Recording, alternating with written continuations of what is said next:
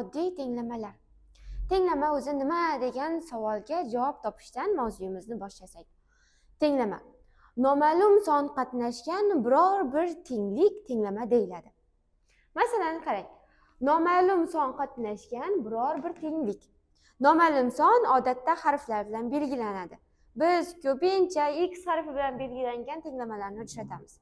Demak, noma'lum son qatnashgan biror bir tenglik masalan, ushbu ko'rinishdagi ifoda tenglama hisoblanadi. X plus 6. Bu tenglama emas. Bu shunchaki harf qatnashgan ifoda. Tenglama bo'lishi uchun noma'lum son qatnashgan biror bir tenglik bo'lishi kerak. Demak, noma'lum qatnashgan tenglik bu tenglama ekan. Endi tenglamaning yechimi mavjud. Tenglamaning yechimi deb ushbu tenglikni to'g'ri tenglikka aylantira oladigan noma'lum sonning qiymatiga aytiladi. Masalan, bu yerda qaysi songa qo'shsak 24, qaysi songa 24 ni qo'shsak 36 hosil bo'ladi savoliga javob topishimiz kerak. Noma'lum sonni 1 deydigan bo'lsak, 1 ga 24 ni qo'shsak 36 hosil bo'lmaydi. Demak, 1 bu tenglikni to'g'ri tenglikka aylantira olmadi. Ya'ni bu tenglamaning yechimi emas. Ushbu tenglikni to'g'ri tenglikka aylantira oladigan son bu tenglamaning yechimi hisoblanadi. Endi tenglamani yechishni o'rganish, oddiy tenglamalarni yechish juda ham oson. Biz uni ketma-ketlikda o'rganishimiz uchun yana bo'laklarga ajratib olamiz. Dastlab qo'shishlarga doir tenglama, keyin ayirishlarga, ko'paytirish va bo'lishga doir tenglamalarni navbat bilan o'rganib olamiz. Xo'p, agarda sizda qo'shish, ayirish, ko'paytirish va bo'lish kabi mavzularda hech qanday muammoingiz bo'lmasa, oddiy tenglamalarni ishlashda ham deyarli muammoingiz bo'lmaydi. Qarang, qo'shishga doir tenglamalardan birinchi tenglamaga e'tibor beramiz. Bir noma'lum son bor, x. Bu songa 24 ni qo'shsak 36 soni hosil bo'lyapti. Shu o'rinda savol tug'iladi. Qaysi songa 24 qo'shilsa 36 hosil bo'ladi? Bu tenglamani ishlashimizni tenglama ishlash qoidalariga amal qilishimiz kerak. Bilamizki, tenglamalarda ikkita qism mavjud. Tenglamaning bir tarafi va ikkinchi tarafi, ya'ni o'ng qism hamda chap qismlari. Ushbu tenglamamizni chap tarafida x plus 24 ifodasi, o'ng tarafida esa 36 ifodasi mavjud. Tenglama ishlashimizda biz noma'lumlarni bir tarafda qoldirib, ma'lum sonlarni ikkinchi tarafga olib o'tishimiz kerak bo'ladi. Bu yerda noma'lum son x, ma'lum sonlar esa 24 hamda 36 hisoblanadi. Biz noma'lum sonlar tarafda turgan 24 ni ma'lum sonlar tarafiga o'tkazishimiz kerak. Tenglamada shunday xossa borki, tenglikning bir tarafidan ikkinchi tarafiga biror bir sonni olib o'tsak, uning ishorasi qarama-qarshiga o'zgargan holatda o'tishi mumkin. Ya'ni x ni topishimiz uchun biz 24 ni tenglamaning o'ng qismiga olib o'tamiz. X teng 36, 24 qo'shilgan edi, tenglikdan boshqa tarafga o'tadigan bo'lsa, bu ayirish orqali amalga oshiriladi. 36 minus 24. X teng 36 ga 24 ni ayirsak 12. 12 ga 24 ni qo'shsak haqiqatdan ham 36. Tenglamamizni tekshirib ko'ramiz. 12 qo'shamiz 24 teng 36. Demak, biz tenglama ishlaganimizda noma'lum sonlar bir tarafdan, ma'lum sonlar esa ikkinchi tarafga o'tkazilishi kerakligidan foydalanib, ushbu tenglamani ishladik. Tenglama ishlaganda yana o'zingizga savol berish orqali ishlasangiz, qaysi amal qilishingiz kerakligini ustozingizdan emas, o'zingizdan so'rasangiz, bu tenglamalarni ishlashingiz juda ham oson bo'ladi. Ya'ni qanday? 174 soniga qaysi sonni qo'shsam 210 hosil bo'ladi. Tasavvur qiling. 174 so'm pulingiz bor. Ota-onangiz sizga yana necha so'm pul bersa, sizning pulingiz 210 so'm bo'ladi. Buni qanday qilib topsak bo'ladi? 210 ga 174 ni qo'shish orqalimi yoki ayirish orqalimi? Xuddi shu savollarni o'zingizga bersangiz, tenglamadagi qaysi amalni bajarishingiz kerakligi kelib chiqadi. Noma'lum sonni topishimiz uchun 174 ni 210 dan ayiramiz. 174. X teng 10 dan 4 ni ayirsak 6, 10 dan 7 ni ayirsak 3, 36. 174 soniga 36 sonini qo'shsak, haqiqatdan ham 210 soni hosil bo'ladi. Tekshirib ko'ramiz. 174 plus 36 teng 210. Keyingi misolimiz, ya'ni keyingi tenglamamiz A soniga 1290 sonini qo'shsak 24414 soni hosil bo'ladi ekan. A sonini qanday topishimiz mumkin? A'ni topishimiz uchun 24414 sonidan 1290 sonini ayiramiz. A teng 4 dan 0 ni ayiramiz. 4. 1 dan 9 ni ayirib bo'lmaydi. 11 dan 9 ni ayiramiz. 2. 3 dan 2 ni ayiramiz. 1. 4 dan 1 ni ayiramiz. 3. 2 ni o'zi yoziladi. 23124. Demak, 23124 soniga 1290 sonini qo'shsak 24414 soni hosil bo'lar ekan.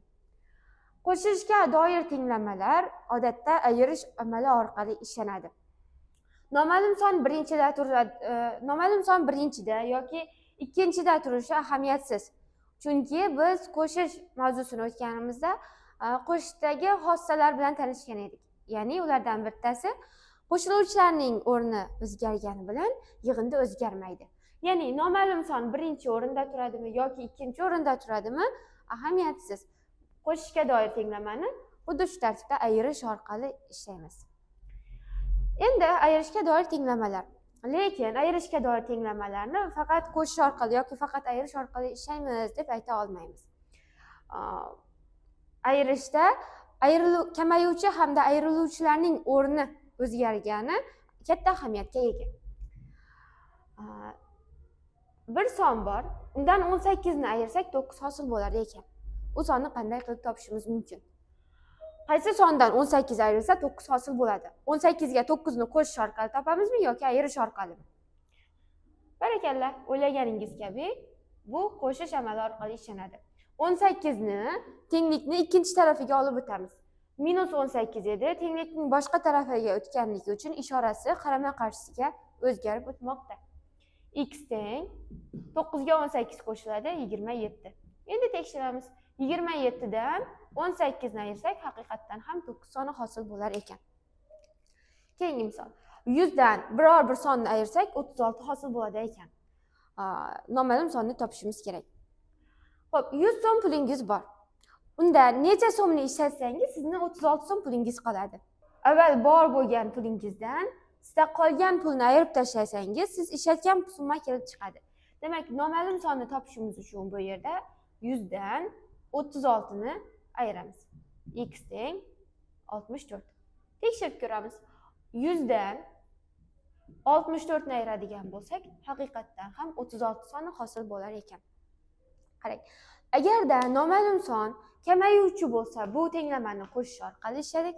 Agarda noma'lum son ayriluvchi bo'ladigan bo'lsa, bu tenglamani ayirish orqali ishladik.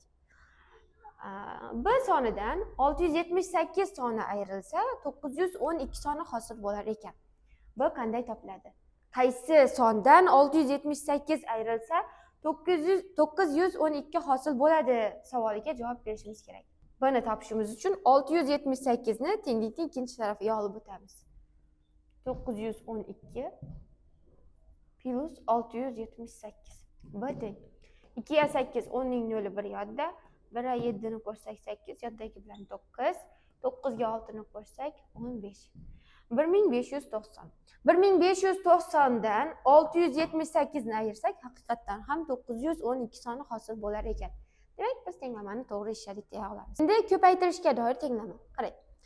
Bir son bor, x soni. Uni 12 ga ko'paytirsak 60 bo'lar ekan. Ko'paytirishga doir tenglamalarni biz bo'lish orqali ishlaymiz.